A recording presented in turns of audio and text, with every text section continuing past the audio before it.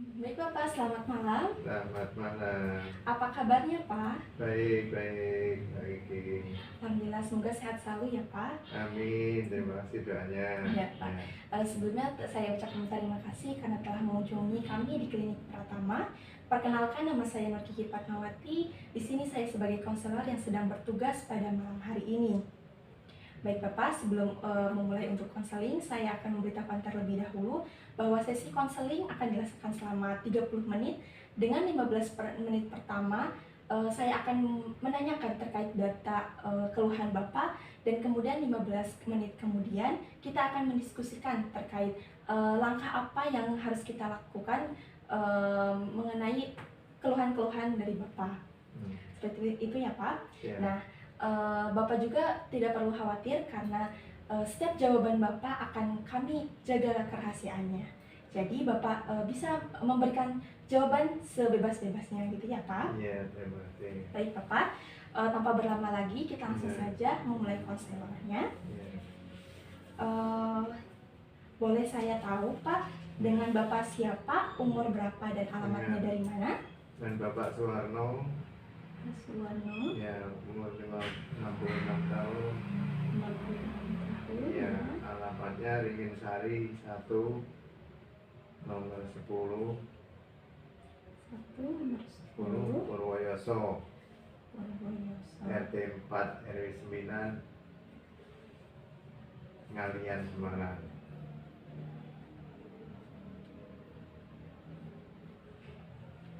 Baik Bapak, untuk pekerjaan atau aktivitas sehari-harinya apa Pak?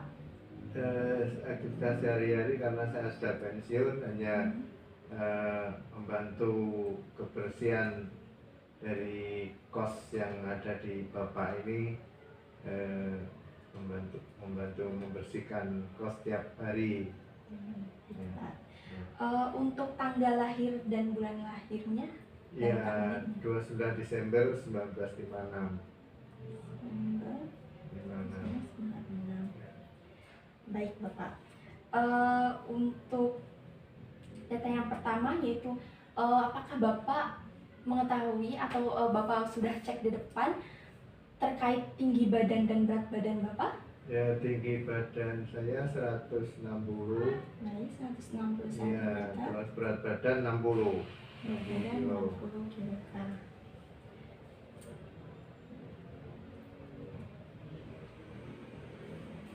Baik Pak, dari berat badan Bapak 60 kg dan tinggi badan 160 cm, kita dapat mengetahui status gizi Bapak apakah termasuk gizi kurang atau normal atau bahkan berlebih.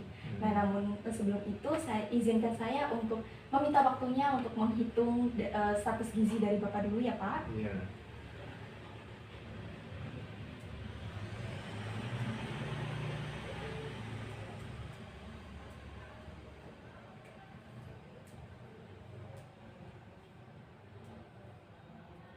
Baik Bapak, IMT yang dihasilkan yaitu Bapak memiliki IMT 23,44, di mana angka tersebut termasuk dalam kategori normal menurut Kemenkes tahun 2014.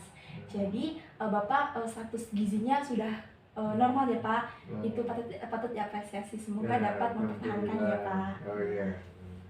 Nah, selanjutnya yaitu apakah Bapak dalam waktu-waktu terakhir ini pernah melakukan cek laboratorium?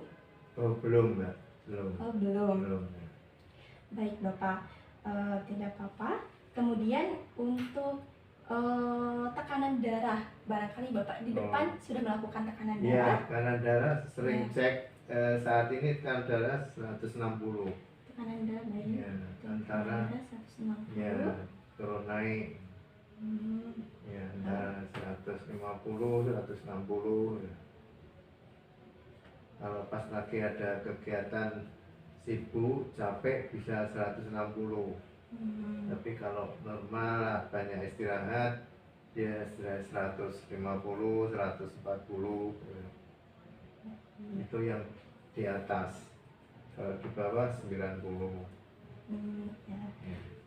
Jadi tekanan darah sistolik antara 150 atau 160 dan diastolik 90 gitu ya Pak? Iya, 80. baik. Mohon maaf ya Pak, untuk dari tekanan darah ini Bapak kemungkinan besar mengalami hipertensi gitu ya Pak. Itu apa ya, kesimpulan sementara gitu ya Pak. Tapi kita melihat gejala-gejala yang lain lagi yang dialami oleh Bapak. Nah, sebelum itu saya juga akan menanyakan terkait pola makan Bapak nih Pak. Nah, pola makan Bapak saya menggunakan metode recall 24 jam. Jadi saya akan menanyakan 24 jam kemarin Bapak itu mengonsumsi apa aja gitu ya Pak. Dimulai dari makan malam di hari kemarin. Itu Bapak makan malamnya sama apa gitu Pak? Makan ikan laut kepala manyung.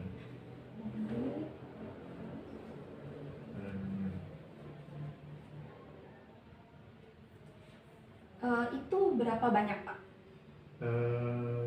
Siang sama sore, karena sekali masak agak banyak ibu, jadi supaya bisa dimakan 2 kali, masak sekali, makanya siang dan sore itu ya cukup. Itu jumlahnya 1 ikan atau berapa? 1 ikan, 1 kepala ikan, tapi untuk 1 keluarga, artinya ya 1 keluarga dari ada 3 orang ya. Baik. Kemudian untuk nasinya itu segimana Pak? Nasinya biasa berapa ya? Mungkin untuk membantu di sini saya ada contoh dari nasi. Ini Pak. Kira-kira Bapak yang konsumsi yang tengah ini, yang B?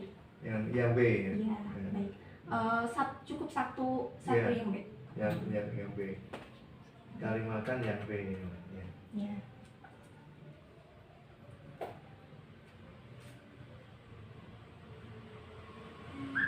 Ada lagi Pak makanan yang lainnya? Cukup ikan aja? Iya, cukup ikan sama ini tahu tempe. Tempe digoreng?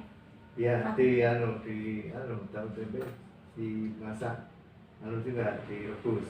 Ya. Sama ikannya bareng Sama atau? ikan bareng sama ikan ya. Baik Pak.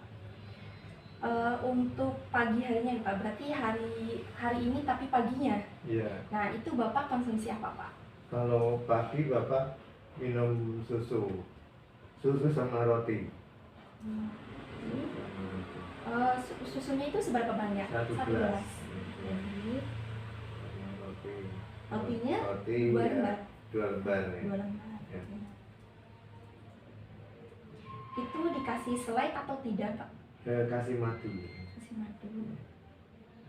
Madunya segimana? 1 sendok. 1 sendok. Untuk makan siang ini gimana Pak?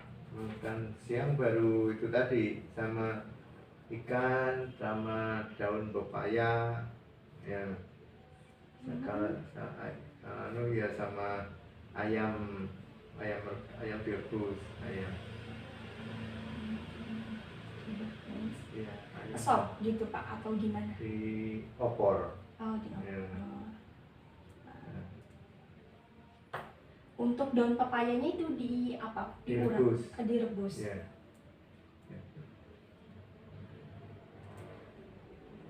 Nah, antara jeda makan pagi dengan makan siang, Bapak mengonsumsi lagi makanan atau tidak Pak? Paling makanan kecil, tapi ya makan kecil. Contohnya apa itu Pak? Kecil ya, ada kacang ya. Kacang goreng. Ya, kacang goreng. Ya. Ya. Kacang goreng. Itu seberapa banyak Pak? Paling 1 sendok gitu, 9 gitu. Ya. Ada lagi Pak? Ya, paling buah pisang 1.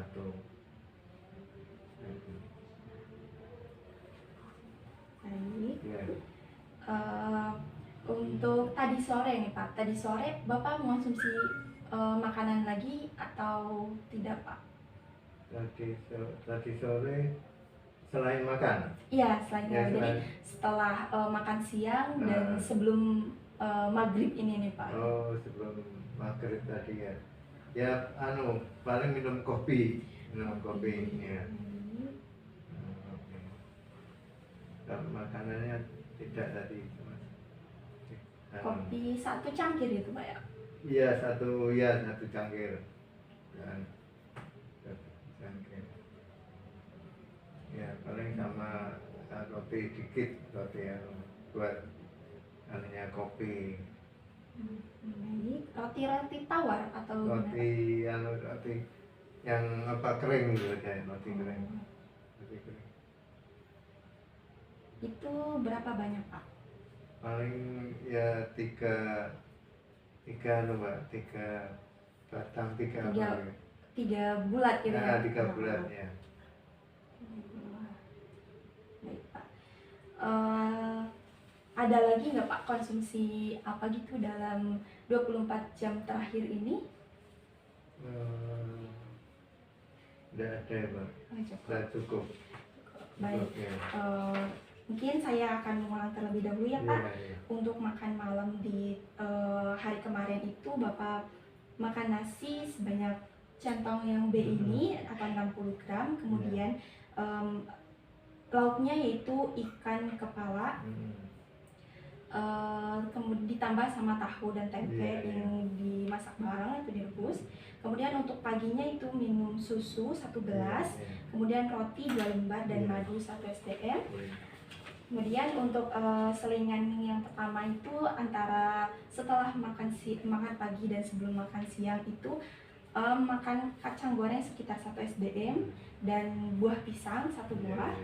Kemudian makan siangnya itu ada bersama daun pepaya yang direbus dan ayamnya diupor. Dan selingan yang kedua yaitu kopi 1 cangkir dan roti kering sebanyak 3 buah. Ya, Pak. Dari data riwayat makan Bapak sudah baik ya Pak, karena teratur makannya, kemudian ada selingan juga. Tapi mungkin di sini ada yang mendukung data Bapak mengalami hipertensi. Mungkin bisa jadi dari kacang gorengnya itu ya, kemudian makanan-makanan lainnya yang mengandung pengawet gitu ya Pak. Nah, selanjutnya itu ada data personal gitu ya Pak. Bapak kira-kira ada riwayat hipertensi juga dari keluarga? Iya, ada. Kalau dari dulu, dari mudanya sering ada tekanan naik tingginya. Kan 160 dianggap bagi saya biasa 150. Karena sering ya Pak? Karena sering ya. Kalau pusing itu kalau udah 165, 170 itu kelihatan agak geliang gitu, 160. Berarti emang keluhannya saat hipertensi itu pusing ya Pak? Kemudian ada keluhan lain Pak? Ya kalau capek gitu, misalnya pergi luar kota, nah itu kalau capek itu naik biasanya hipertensinya. Ini nggak Pak, ada gejala sakit punuk di sini? Ya kalau capek biasanya di sini ya kenceng. Kalau sama kalau olahraga itu lututnya itu terasa sakit, sengkring gitu. Nyelui gitu ya Pak? Itu saya jarang ya, sedikit gitu. Sengkring gitu.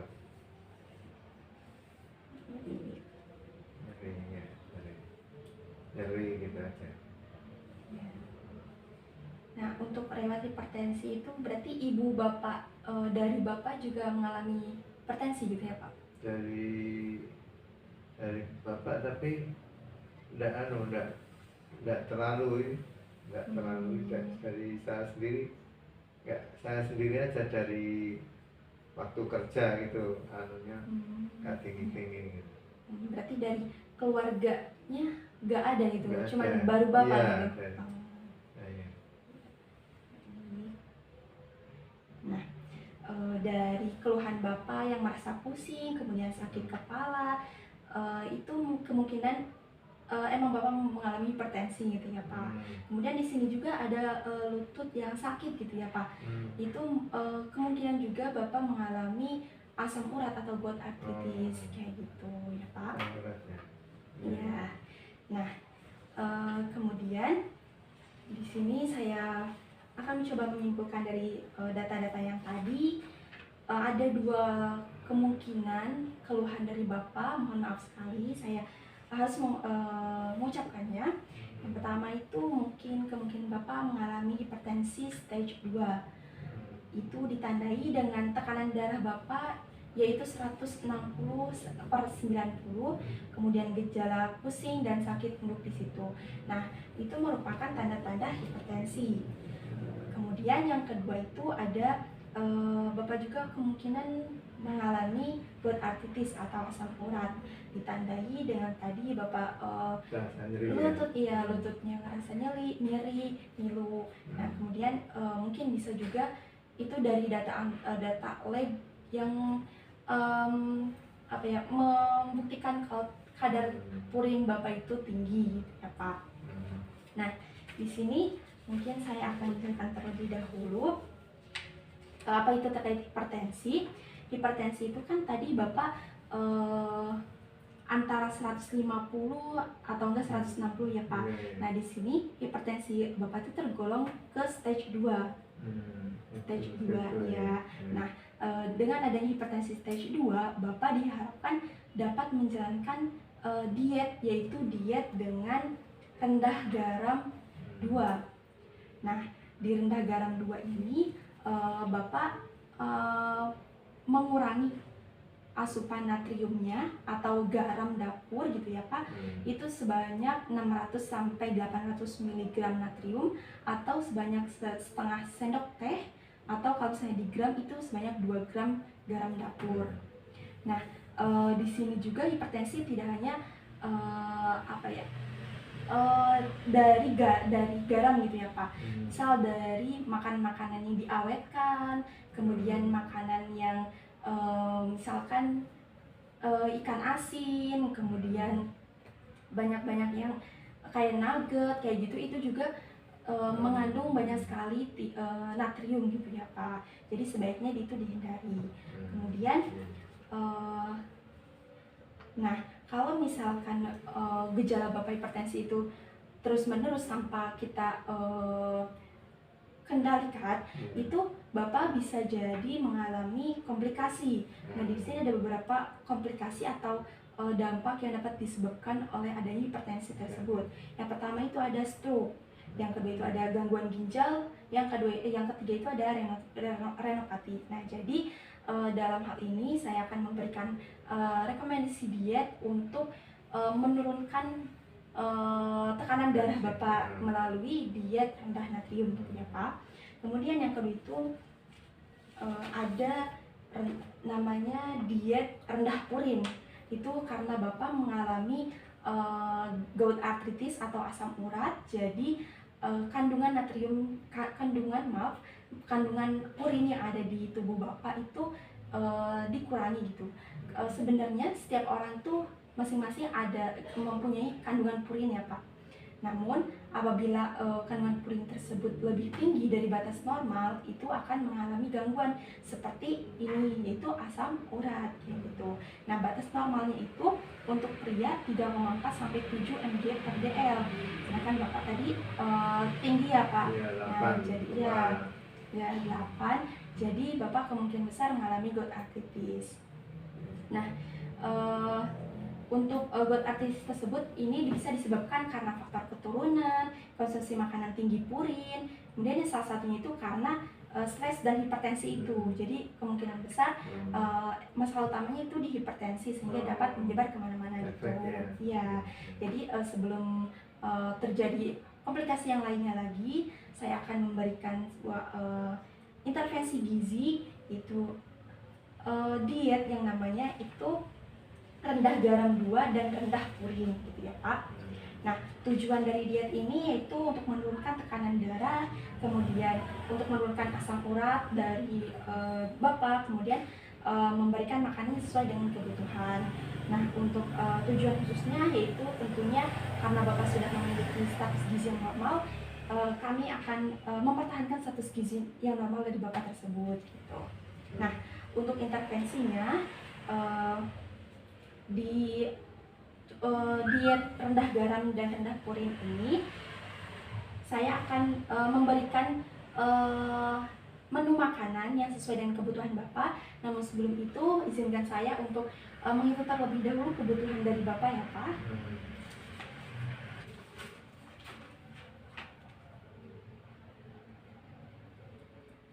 Baik Pak, saya sudah menghitung kebutuhan kalori Bapak. Di sini kebutuhan kalori Bapak dalam satu hari itu sebanyak 2167,5 kilokalori. Kemudian proteinnya 81,28 gram dan lemaknya yaitu 72,25, sedangkan karbohidrat yaitu 298,3 gram. Nah, di kebutuhan Bapak ini saya akan membaginya ke 5 menu makanan.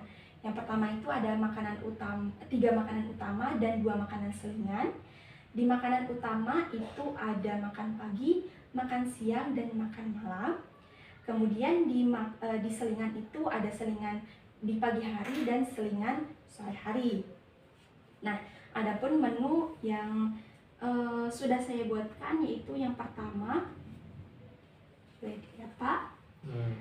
Di sini ada untuk menu jam pertama itu sekitar jam 6 sampai jam 8, jadi Bapak bisa makan pagi di jam 6 sampai jam 8 itu dengan menu makanan nasi, kemudian telur balado, kemudian tempe goreng, sayur bayam bening, pepaya, dan 1 sendok teh minyak, kemudian 1/6 sendok teh garam.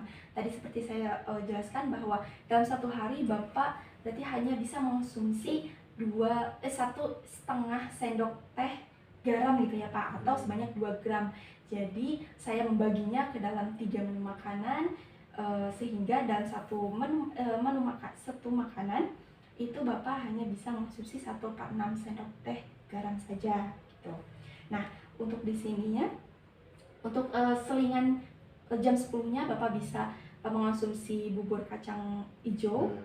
Kemudian di siang harinya itu Bapak bisa mengonsumsi nasi, pepes ayam daun kemangi, kemudian tahu bacem, cah kangkung, dan jus alpukat gitu. Untuk garamnya sama, sekitar 1/6 sendok teh saja. Kemudian untuk selingan sorenya yaitu ada di sini saya merekomendasikan untuk puding maizena keju, kemudian ada juga susu sapi. Dan untuk makan malamnya di sini Bapak bisa mengonsumsi nasi 1 porsi, kemudian ikan bumbu kuning, kemudian tutug oncom, wortel dan labu siam yang direbus, dan buahnya itu buah pisang atau pisang Ambon gitu ya Pak. Nah, di sini juga saya memberikan daftar bahan makanan penukar gitu. Nah, bahan makanan penukar di sini fungsinya yaitu di sini contohnya untuk nasi itu dimakan pagi satuan penukar atau nasi. Nah, Bapak bisa mengganti nasi ini dengan bahan penukar lainnya, misalkan dengan bubur beras atau dengan kentang atau dengan singkong, atau mungkin Bapak mau cukup dengan ubi gitu, nggak apa-apa. Nah, terus juga tadi seperti Bapak juga makan roti gitu ya Pak. Nah, itu roti juga salah satu bagian dari bahan penukar dari karbohidrat gitu. Jadi dalam mengonsumsi makanan itu Bapak tidak bosan gitu, karena ada banyak makanan yang bisa ditukar-tukarkan gitu. Iya, gitu Pak.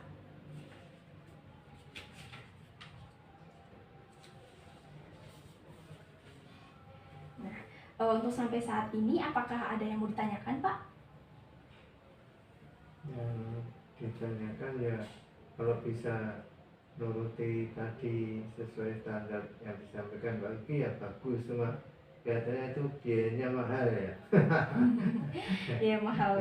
Iya. Macam-macam soalnya ada kacang hijau, ada ya pokoknya salah satu terpenuhi gitu ya. Ya. Kalau misalnya tidak ada selingannya itu ngefeknya kemana itu? Kekurangannya ya akhirnya ya. Baik Bapak, untuk fungsi selingan di sini itu mungkin barangkali ya Pak, di antara makan antara jeda makan siang dan makan pagi itu Bapak merasa lapar gitu. Jadi adanya selingan di sini itu untuk mengganjal sebelum adanya makan siang itu. Nah, tapi kalau jika Bapak tidak bersedia untuk melaksanakan selingan itu nggak apa-apa Pak. Nanti porsi atau kalori yang ada di selingan itu bisa masuk ke makan utama kayak gitu Pak. Iya, mungkin bisa di nasinya ditambah jadi 2 satuan penukar. Jadi Bapak mengonsumsi nasinya seberat 200 gram kayak gitu. Iya Pak. Jadi untuk selingan apabila Bapak keberatan bisa dipindahkan ke makanan utama. Iya gitu Pak. Ya, fungsinya untuk mengganjal tadi ya. Iya Pak. Dan biar pas makan utama itu gak terlalu banyak gitu Pak. Jadi lebih baik porsinya kecil tapi sering gitu Pak. Iya. Jadi untuk makanan selingannya Bapak mau dimasukin ke makanan utama ya Pak? Ya, kalau bisa ya selingannya cari, tapi kadang ya tidak siap ya. Baik Pak. Ya.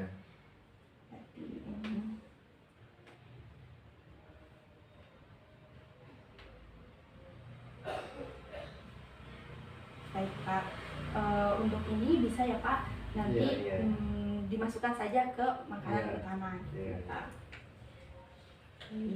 Nah, mungkin di sini juga kan tadi ada rendah purin ya Pak.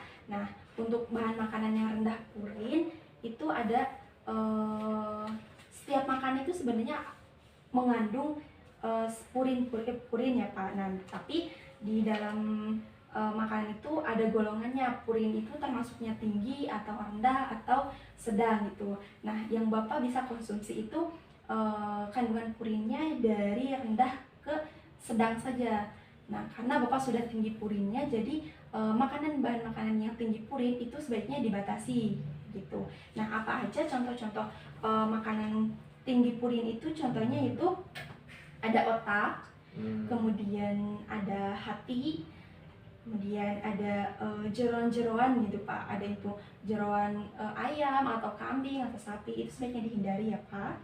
Kemudian ada ikan sarden juga sebaiknya dihindari terlebih dahulu. Kemudian yang lain itu ada remis atau enggak kerang gitu. Nah, itu makanan-makanan yang mengandung tinggi purin. Jadi sebaiknya Bapak hindari dulu terlebih dahulu gitu ya Pak. Baik Bapak.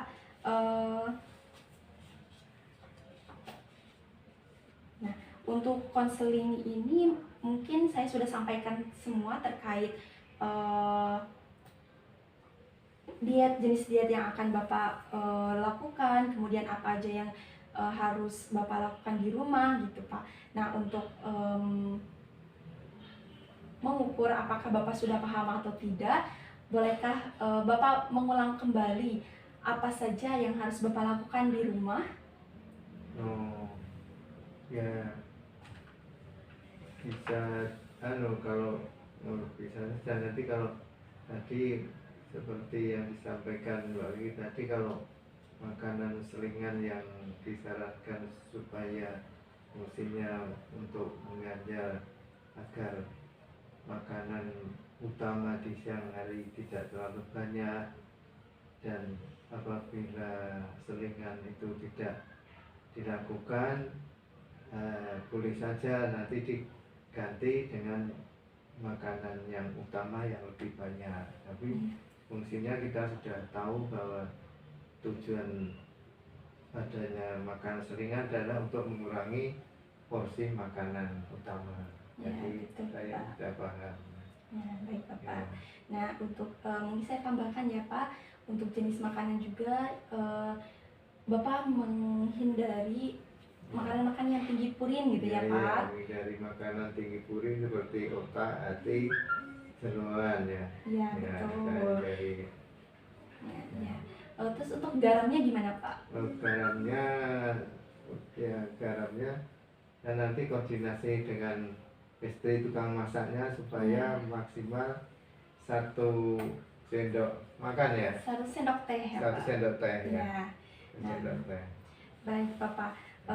Saya kira Bapak sudah paham ya, Pak, terkait apa aja yang harus dilakukan di rumah untuk mengurangi tekanan darah Bapak agar tidak tinggi, kemudian untuk asam urat Bapak juga untuk bisa berkurang gitu ya, Pak, gejalanya. Nah, untuk itu kira-kira sebulan kemudian saya akan mengevaluasi terkait komitmen Bapak untuk melakukan perubahan gitu. Kira-kira di tanggal 20 bulan depan Bapak kosong? Ya, kosong, siap. Jadi saya jadwalkan tanggal 20 Desember berarti ya, Pak. 2022. Nah, untuk untuk konseling yang akan datang, saya memberikan food diary history. Jadi nanti di waktu 20 Desember ini saya meminta ini food diary history ini dibawa kembali untuk saya lihat apakah Bapak telah menjalankan diet yang saya berikan atau tidak. Nah, untuk cara pengisiannya di sini Bapak setiap makan itu ditulis misalnya waktunya jam berapa, kemudian menu makanannya Bapak mau makan apa, menu apa, terus kemudian nama bahan makanan dari menu yang Bapak makan itu ada apa aja, misalnya capcay itu isinya ada sawi, kol, dan lain sebagainya, itu ditulis di nama bahan makanan. Kemudian beratnya itu segimana dan cara pengolahannya itu seperti apa, gitu ya, Pak? Apakah paham, Pak? Iya. Baik. Nah, saya harap diet yang telah kita sepakati ini bisa mencapai tujuan kita bersama, yaitu untuk menurunkan tekanan darah Bapak dan mengurangi kadar purin Bapak. Sekali lagi saya ucapkan terima kasih telah mengunjungi klinik Pratama ini, dan semoga diet yang kita lakukan ini dapat berhasil gitu ya, Pak. Iya, dan ucapkan terima kasih atas sarannya, mudah-mudahan saya bisa menjalankan sesuai sarannya Pak Kiki sehingga hipertensi yang semula tinggi nantinya bisa menjadi normal dan tidak berefek ke penyakit yang lain ya, bisa segera. Ya, amin Bapak ya. Amin. Nah, untuk itu saya juga ini akan memberikan leaflet yang mungkin Bapak nanti lupa bisa dilihat kembali, kemudian daftar bahan makanan dan lain sebagainya. Sekali lagi saya ucapkan terima kasih, Pak. Ya, sama-sama, terima kasih juga.